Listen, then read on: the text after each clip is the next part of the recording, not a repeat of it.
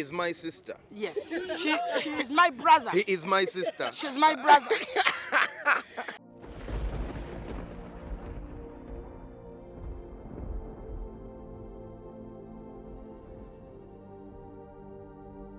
She's my brother. Bana muje baleko. Kati abawala bafa mulaba ekifo kyendimu. Mulaba ekifo kya muganda wange Nange ni mukyama. Ndi mukyama mama Museveni. Nebera manja family. Tesobya tewabulwa. Bakabejja. Bananyini kintu. Bananyini nsiga bawomu. Abalenje. Mwabaze ku mukyala mayanja yawazali envumulo zino mwandi badde mutya. Bana balenzi batono okukusi kuno. Abalina yayiti eno bina bifuba. Kati abawala banyize. She's my brother munyize bano wano. Kagamba singa nza ntimu. Omuzungu agamba nti play. Kati kibaluma. Naye nga lwaki oyirawo nnyo Mayanja family omubiri? Mayanja family ng'ogiyirawo nnyo omubiri. Sagobera mateeka Mayanja family tuli family. Ono sister. Mama wange, mama Muchala Pros, Mayanja mama wange. He is my sister. Yes. She is my brother. He is my sister. She's my brother.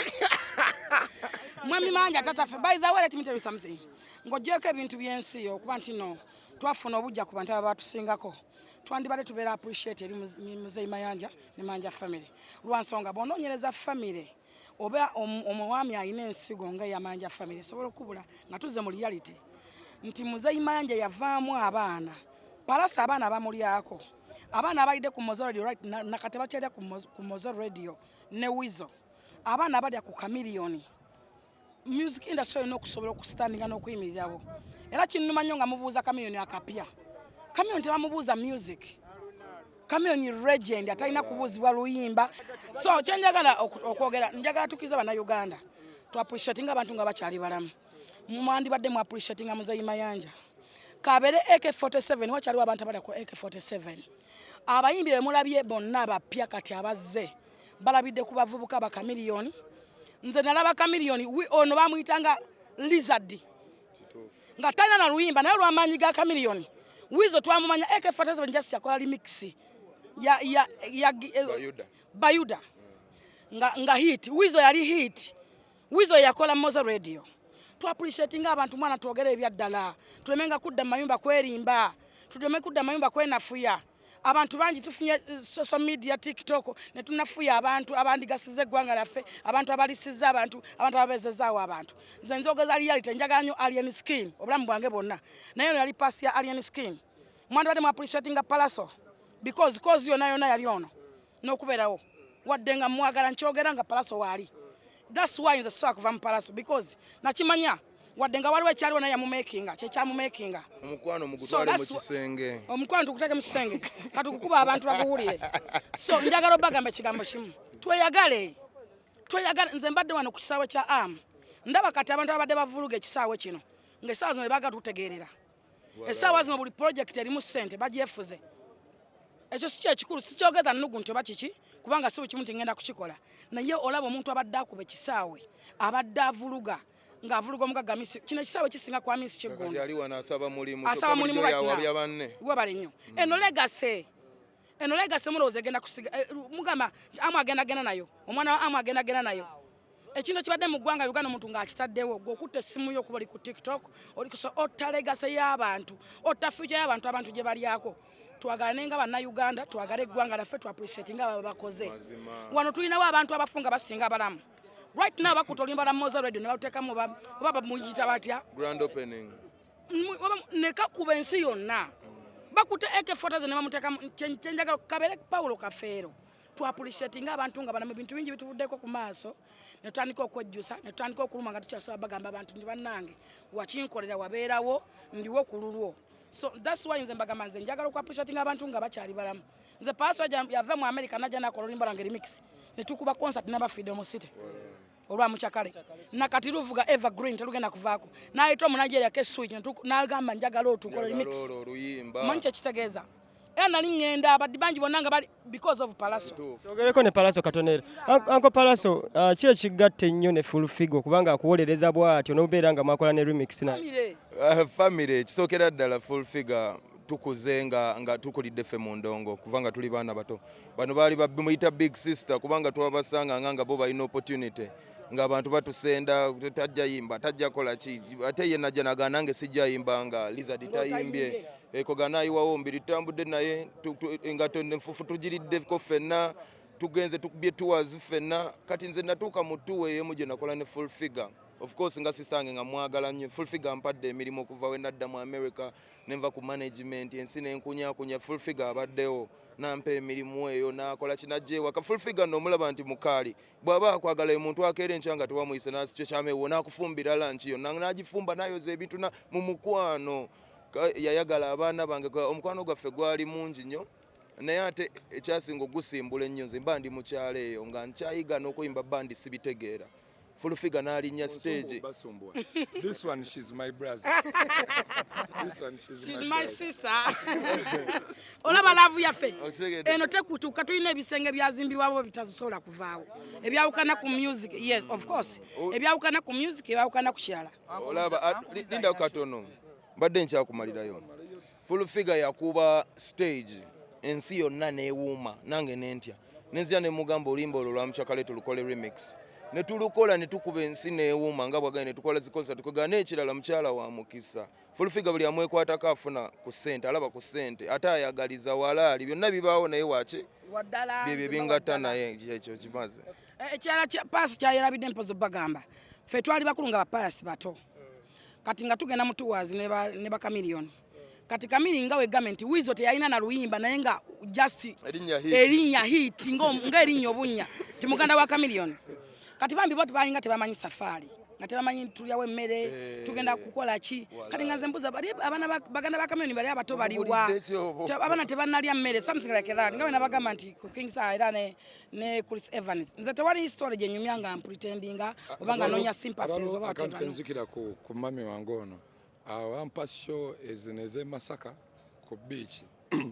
nengwa mu jam okumanya oli family nentuka nga show ewedde essaawa ng'emu emabega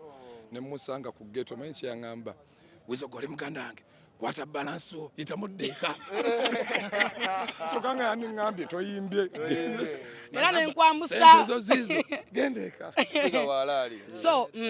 so tweyagalize kyekisinga obukulu ate twagala abantu abakoze birungi amazima gali nti botunya industry yaffe okuyimirawo manja family bateriimu newekera bukezi negamba kati tuwumuzza tuzikiza music industry nesobola okuva kamiyoni oyo mumulabanga mutono naye azitowa okukira olwazi nze njagamba buli mu music industry yona so era nebazanyo bebekulu okubanga ayagala nnyo kamiliyoni gagamere family yokuba nti ye yategeera was kamiliyoni what is meaning of a chameleon in music industry tweyagale ate tukiriziganye kati nze ndi mukazi mukulu naye nkimanyi nti Spice ansingako oba nsinza it oba akimakinga okusinga bwena kimakinga okwewalana n'obuteyagaza tebirina makulu nsigala ndi wakabi n'ebiseera tebifaanagana nsigala ndi wakabi ate nsigala mulyako okusinga omuwala namusige emikwano okusinga okusiga empalana nze kimpangaza ne bano bonna baani bonna kyovala buli wamu onsangawo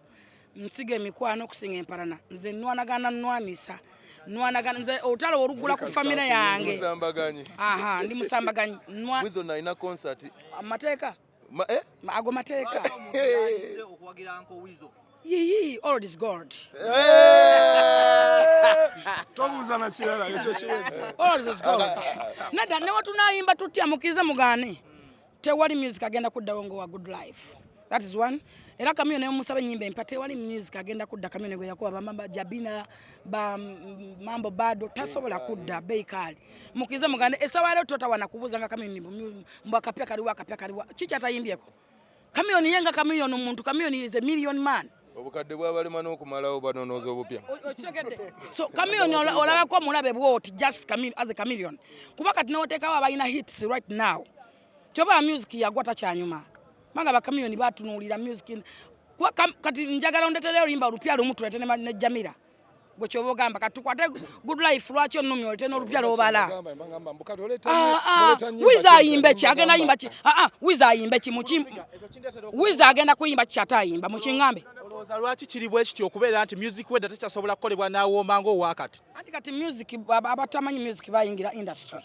bagambo laasi n'abatamanyi kuwomerwa baasuka obungi baasuka obungi oli agabattukana erina jja n'avevenga mwe ne mulowooza nti ayimbi kati ate mwadda mu mpalana kyova olaba mukyali ku leve y'emu bano basigala bagenda mu maaso Enda music yabeerangamu empalana naye ate ng'akola music yali mu mpalana kati mwate naddala abawagizi be basinga obutamanya obuzibu tulina nti atamanyi ekirala nti nno atamanyi ekirala nti twagirwa tiktok twagirwa social media ate aliwo luli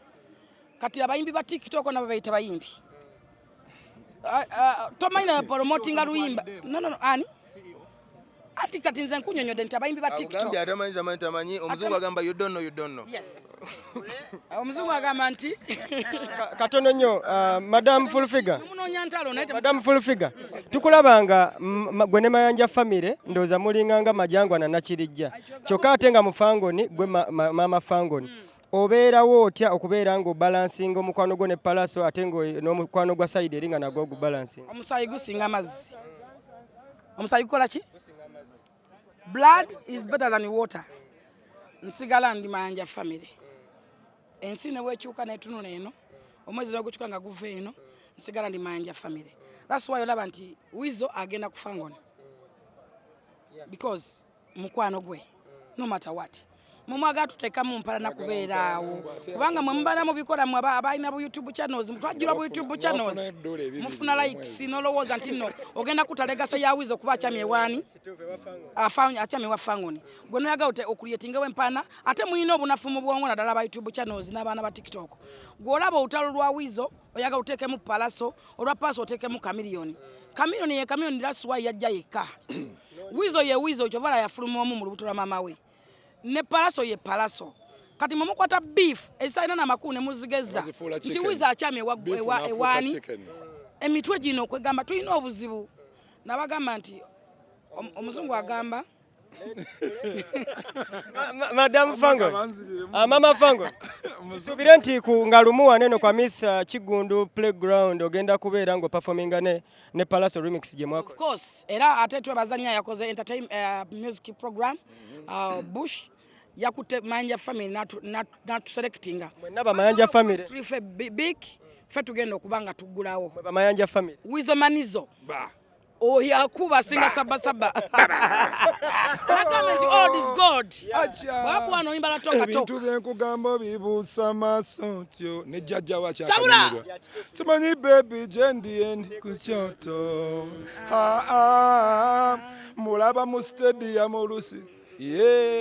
nga fast toka ogenda kulaba oluyimba lbayita talk and talk ojjako kasa nze jagala nkula all is God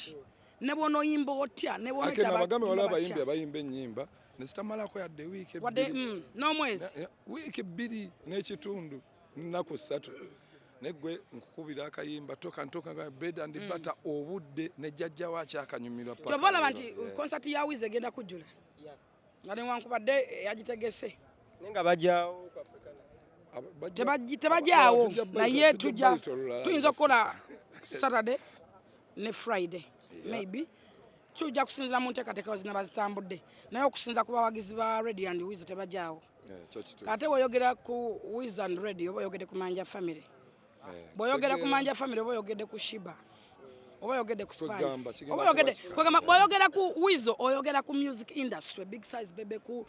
waliwo abantu nga tebanyonyolwa bo nga tebiriiko bamisaaki oba oyogera ku Mayanja family oba oyogera ku Wizo oba okutte ku music awo tuba ku music tetubeera mu bagambo la biba bikyuseemu omuzungu agamba wakawuza atukule